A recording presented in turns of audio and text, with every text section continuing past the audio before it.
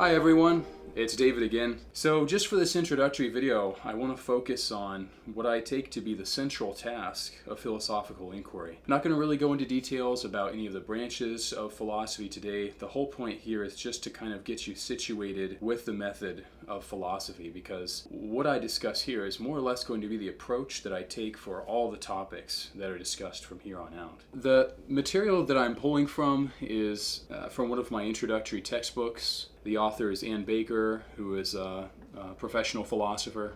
Basically, what she wants to do is give us the tools that we need in order to understand arguments, in order to understand objections, replies, and evaluations. And that's what we're going to be doing. All right, so we make claims every day, claims about all kinds of things. We make claims like money can't buy happiness.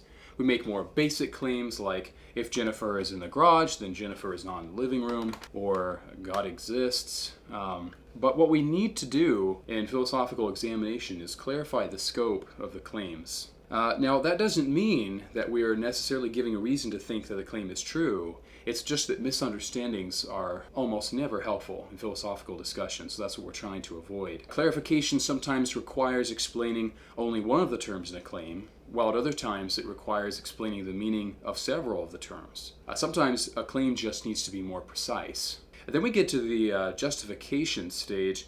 What we mean here is giving reasons why we should think that a claim is true or false to begin with. The assumptions made in treating claims as reasons is that the truth of reasons provides evidence or warrant of some sort for the truth of the claim in question. So what is required for justification? Well, what we really want here is arguments and logic. The definition of an argument in the technical philosophical sense is very different than the way that we use the term in ordinary life. So it's crucial to distinguish between a quarrel on the one hand and an argument on the other. What we'll notice is that the precise definition of an argument is a set of claims, one of which is the conclusion, and the others of which are the premises that are alleged to support the conclusion. Baker explains that where we need to start with is asking the question, if true, would the premises of the argument support the conclusion? Baker explains that even though the truth or falsity of the premises is important to ascertain, we need to start at a more basic place in our inquiry and ask, even if the premises are true, would those premises support the argument? Reasons can support a claim more or less successfully, and when you ask how good the reasons are offered for a claim, you are asking about the strength of the relation of the support,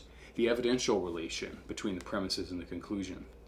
So there are two forms of arguments, deductive and inductive. For deductive arguments, what we mean is that the truth of the premises guarantees the truth of the conclusion. If, for example, you say, if George Washington was an octopus, then George Washington would have 8 legs. This is not something that you should be interpreting through the lens of truth or falsity. What we just want to know is whether the conclusion follows from the premises. The claim we gave above is deductively valid and true. In order to know that the argument is true, we merely need to know the definition of an octopus, which will in turn show that octopi have 8 legs. So, if George Washington had been an octopus, then by the very meaning of octopus, we are committed to saying that George Washington would have 8 legs. Notice, however, that the case is quite different when we consider inductive arguments, because when it comes to inductive arguments, the premises provide good but not conclusive grounds for the truth of the conclusion. And this means that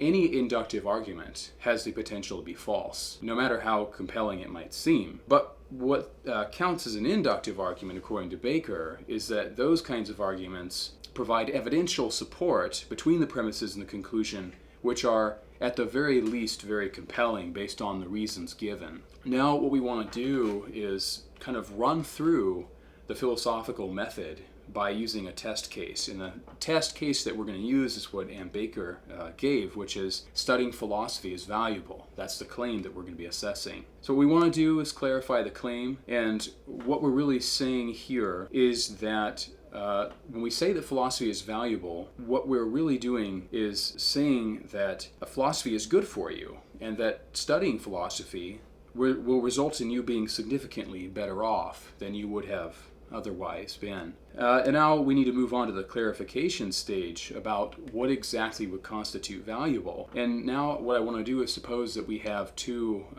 interlocutors here who are debating this question. So Ruth holds that studying philosophy is always valuable, and Michelle says that studying philosophy is not always valuable. What Michelle wants to know from Ruth is whether she's saying that studying philosophy is always valuable, no matter who studies it, or something else.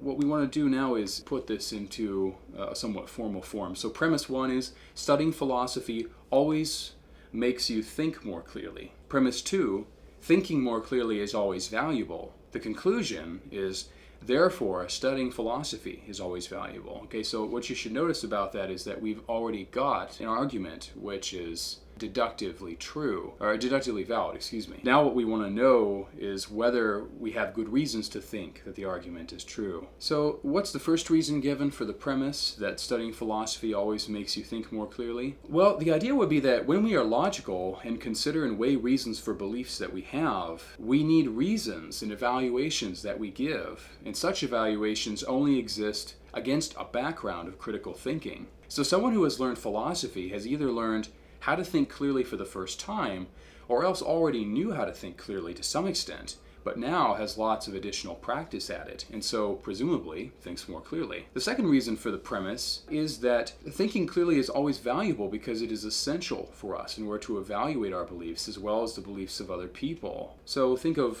what Ruth might say to Michelle here. She might say that in order to be good or responsible citizens or loving friends, we have to think clearly. Being able to distinguish between believing something based on wishful thinking as opposed to believing something based on good evidence might make the difference between doing a good job, doing a bad job, in many areas of human relations. So thinking clearly is always valuable because it helps you get what you want, whether you want to be a law clerk, a good parent, or a couch potato. Now, what are the objections to this claim? We need to consider the objections because while we are not guaranteed to discover the truth of the matter when we consider objections, we are nonetheless more likely to discover the truth, or at least more likely to discover any weaknesses in our arguments. But before we get to the objections themselves, it's necessary for us to consider what kinds of strategies we need for devising good objections. So the first strategy is pretend that you hold the opposing view. So Baker proposes that as an intellectual exercise, it's a good idea to pretend that you hold the very view that you're arguing against when reading philosophy articles or watching philosophy videos. Now, why is this? Well, it's because we're naturally inclined to be less critical of the arguments given by authors with whom we agree, and more critical toward the authors with whom we disagree. Over time, by developing our critical attitudes, we will be able to effectively anticipate the kinds of objections which can be raised by critics and better appreciate their arguments as well as our own. So ultimately, the goal is to be able to take on the whole point of view of our critics while still defending our arguments if we think we have good reasons to do so. So strategy 2 is consider objections which could be raised to the premises of an argument, not the conclusion of an argument. Baker says that when we're constructing good objections, we need to try to suppress the habit that we have of objecting to the conclusion of an argument. This is because if you offer reasons to think that the conclusion is false, then you have simply produced another argument for the opposite conclusion. But now you have two opposed arguments leading to opposed results, but they're not really engaging each other in a substantive way. They can't be both valid arguments with true premises, and it's unlikely, though not impossible, that they are both strong. But the mere conflict between them itself gives no insight as to which one is mistaken. Even more importantly, how it is mistaken. So having shown how unproductive that approach is, Baker proposes that instead we consider objections to the premises of a given argument, or at least try to undermine what we take to be the mistake in the steps from the premises to the conclusion, on the idea that the premises really don't support the conclusion that's given. So the idea here is that if there are good reasons to think that the premises of an argument are false, or that the reasoning from the premises to the conclusion are faulty, then the argument fails to support its conclusion. However, if those objections can be answered, then the overall case for the conclusion is strengthened and the objections fail. So now what we want to do is analyze the methods at hand, and we'll apply the particular objections going back to our question about is it valuable to study philosophy. So the first objection is that studying philosophy is confusing. So the critic might object to the claim that studying philosophy helps you think more clearly by pointing out how confusing the subject really is. After all, you have to study many different authors with different writing styles, which are quite different from our own. And besides, philosophical questions are so abstract and so removed from our everyday experience. This helps to explain why so many people who study philosophy are confused. And, this is the most important part of the objection, surely somebody who is very confused is not somebody who thinks very clearly. Therefore, studying philosophy does not help you think more clearly after all. The second objection is that the more clearly one thinks, the more one realizes how vulnerable we humans are. So what the critic wants to say here is that our ability to get what we want turns out to be highly dependent on conditions that are outside of our control, and thus outside of all of our planning and scheming, so that all of our planning and scheming in the end are just pathetic. The more clearly we think, the more clearly we realize this, and the more paralyzed we become. So we do not benefit from being paralyzed, obviously. On the contrary. So the conclusion for the objection is that ignorance and murky thinking are bliss. Therefore, thinking clearly is not always valuable. The third objection is going to be the strongest one, and it's going to be precisely for the reason that Ann Baker mentioned. Namely, it's not an objection to the conclusion, as were the first two objections. Rather, in this case, what we have is an objection that the conclusion does not follow, given the truth of the premises. Michelle might want to say here something like this. She might say, well, we can imagine a math major who's faced between studying math on the one hand and studying philosophy on the other hand, and studying philosophy will simply divert his attention. And the mental costs of studying philosophy are very high, and the expected benefits are low, given the time constraints on a math major's time. Michelle grants Ruth that philosophy will help the math major to think more clearly, but also raises the point that math will also help him to think more clearly. So even though studying philosophy could help him to think more clearly, and even though we both agree that thinking clearly is always valuable, it is false that studying philosophy is always valuable for you. So now what we want are replies to these objections. The point of replying to objections is, one, to show why the objections are not strong enough to seriously undermine the claim which is being argued for, and or two, to show that the original statement of the premises needs to be altered or qualified in order to accommodate the objections, in which case the case is still strong for the defense of the claim. The reply to objection 1 is the confusion which people have when they start studying philosophy tends to give way to understanding as they work hard at studying philosophy. So what Ruth might note is that, of course, when we start studying philosophy, we're frustrated. However, through hard work and determination, we can overcome much of the confusion and become much more familiar with a mental map of our subject. The same applies to the study of everything else. Thus, the objection would have great weight if it claimed that by studying philosophy, we originally meant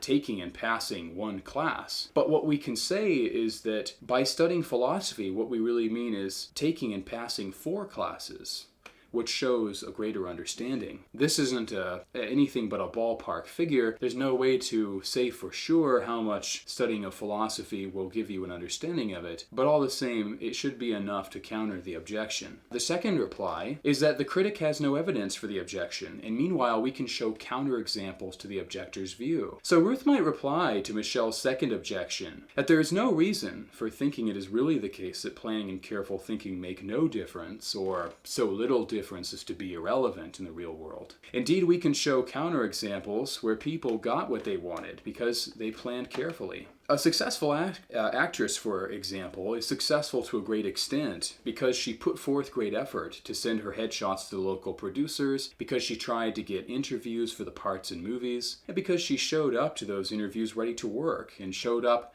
with her lines memorized and her whole character rehearsed. Of course, we should clarify here that the point of the reply is not claiming that all persons who plan carefully are therefore successful, for the simple reason that that would be manifestly false and subject to counterexamples of its own. Rather, it tries to connect this success in a relational way to planning and careful thinking. Stated as is, we can thus preempt a potential counter-reply by the objector, which would claim that successful people are just lucky. We cannot rule out luck, of course, in playing some important role in the success of a businessman or an actress. However, we can also point out that it is not intellectually respectable to hold a view just because it has not been conclusively proven false, and we do have good reasons to think that careful planning can lead to success. Alright, the third reply. Since the objector agrees with the first two premises and only rejects the conclusion, there is good reason to think that the objection misunderstands the content of the conclusion. That is to say, Ruth could respond to Michelle that the conclusion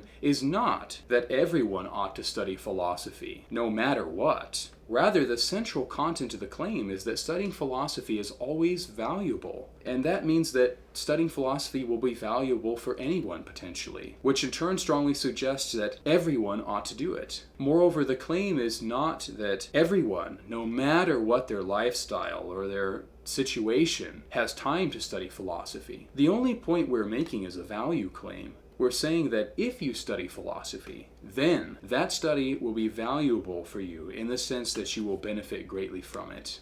Well, this is a fitting way to conclude our time together. What I've included in the above is essentially the method which I will use to discuss philosophical issues. If you are unconvinced by the argument that studying philosophy is valuable, then you probably think that there are better ways to spend your time, and that is your own business, of course. But I offer one more argument in favor of studying philosophy. Namely, if you watch my 10-minute videos on philosophy, the investment of these 10 minutes is a low investment relative to the potential payoff. So if it turns out that you didn't like spending 10 minutes listening to me talk about philosophy, then that's a net loss, but it's a very small net loss. On the other hand, if you find that you enjoy studying philosophy and that you benefit from the videos, then it will show that that studying time has actually been valuable to you and that the 10 minutes has been worth the costs, the opportunity costs that you had to do otherwise. On the other hand, if you are convinced, then I look forward to seeing all of you very shortly again soon as we will embark on this intellectual journey. And until next time, I continue to urge you to seek truth and pursue the examined life.